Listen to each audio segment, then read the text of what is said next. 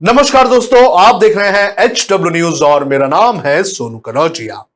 हमारे देश में एक कहावत है कि जिनके घर शीशे के होते हैं वो दूसरों के घर पर पत्थर मारने का काम नहीं करते हैं। ऐसा ही कुछ हुआ है अमरावती की सांसद नवनीत कौर राणा के साथ। राणा मुख्यमंत्री उद्धव ठाकरे के घर के बाहर हनुमान चालीसा का पाठ करने वाली थी, लेकिन विवाद बढ़ता हुआ देख मुंबई पुलिस ने राणा पति पत्नी को गिरफ्तार कर लिया और जेल भेज दिया।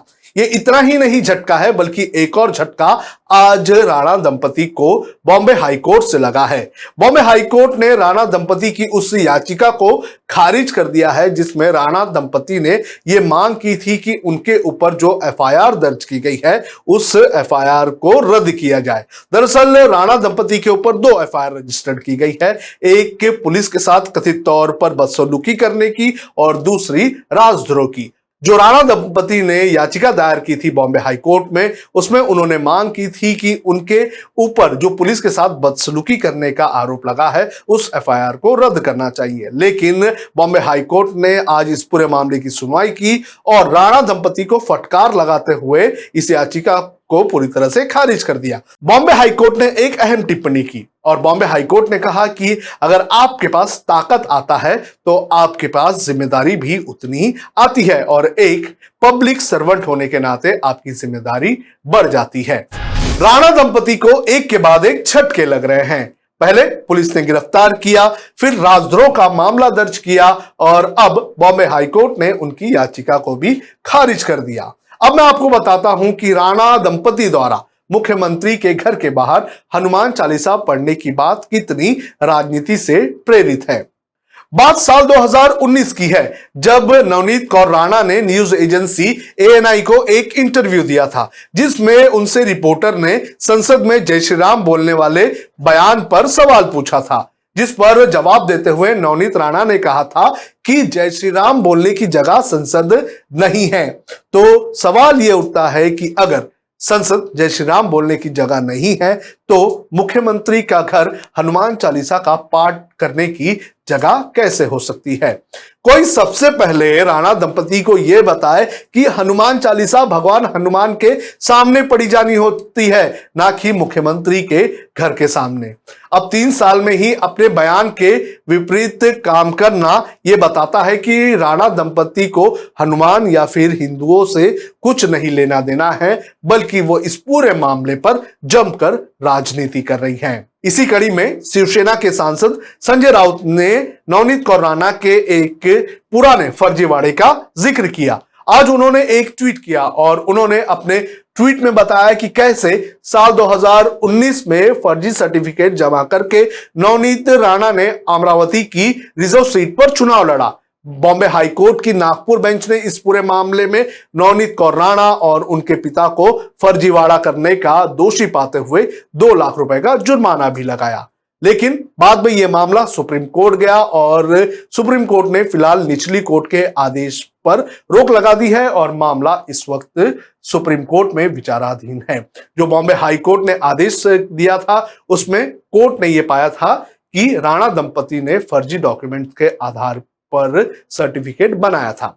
संजय राउत ने जो डॉक्यूमेंट आज अपने ट्विटर हैंडल पर शेयर किया है उस पर मुंबई पुलिस के डिप्टी कमिश्नर अखिलेश कुमार सिंह के सिग्नेचर है और इसमें लिखा हुआ है कि जांच में संबंधित गवाहों के बयानों और डॉक्यूमेंट्री सबूतों से यह पता चलता है कि हरभजन सिंह और नवनीत कौर राणा ने फर्जी जन्म प्रमाण पत्र, फर्जी राशन कार्ड और स्कूल छोड़ने का फर्जी सर्टिफिकेट बनाया ताकि हिंदू मोची समुदाय का जाति प्रमाण पत्र ले सके। पूरा मामला क्या है यह भी मैं आपको बताता हूं।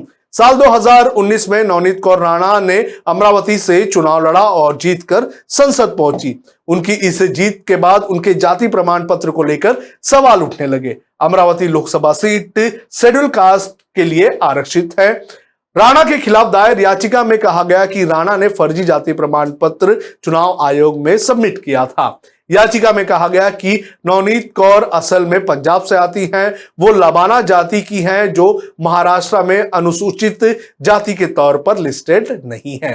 याचिकाकर्ता ने दावा किया था कि स्कूल के फर्जी ट्रांसफर सर्टिफिकेट के आधार पर नवनीत राणा ने अपनी कास्ट सर्टिफिकेट बनवाई थी। इस मामले पर फैसला जून 2020 में आया, जिसमें कोर्ट ने नवनीत राणा के जातीय प्रमाण पत्र को फर्जी पाया और पिता और बेटी पर 2 लाख रुपए का जुर्माना लगा दिया। अब मैं आपको बताता हूं कि आखिर नवनीत राणा कौन है और इनका इतिहास क्या है। नवनीत कौर राणा निर्दलीय विधायक रवि राणा की पत्नी है। वो राजनीति में आने से पहले एक एक्ट्रेस थी जिसने कई दक्षिण भारत की फिल्मों में काम किया है। 36 वर्षीय नवनीत राणा का जन्म मुंबई में 1986 में हुआ था, लेकिन मूल रूप से वो पंजाब की रहने वाली है। नवनीत के पिता आर्मी में थे। 12वीं क्लास के बाद नवनीत ने पढ़ाई छोड़ दी और एक्टिंग की दुनिया में कदम रखा था। उन्होंने इसकी शुरुआत मॉडलिंग के तौर पर की थी, फिर उन्होंने म्यूजिक वीडियो में काम किया। नवनीत राणा ने मॉडलिंग के अलावा तेलुगु, कन्नड़, मलयालम, पंजाबी और हिंदी फिल्मों में भी काम किया, परंतु मुख्यतः वो तेलुगु फिल्मों को लेकर चर्चा में रही। साल 2014 में एनसीपी के टिकट पर उन्होंने अमरावती के सीट से चुनाव लड़ा, लेकिन उन्हें शिवसेना के उम्मीदवार आनंदराव अडसुल से हार का सामना करना पड़ा। इसके बाद साल 2019 में लोकसभा का चुनाव उन्होंने निर्दलीय तौर पर लड़ा। हालांकि उनकी एक सेना है जिसका नाम युवा स्वाभिमानी पक्ष है और वहां से उन्होंने ये चुनाव लड़ा और यहां से वो जीत कर आई। जब उन्होंने ये चुनाव लड़ा तो कहा जा रहा था कि उस वक्त एनसीपी और कांग्रेस ने उन्हें बाहर से समर्थन दिया था।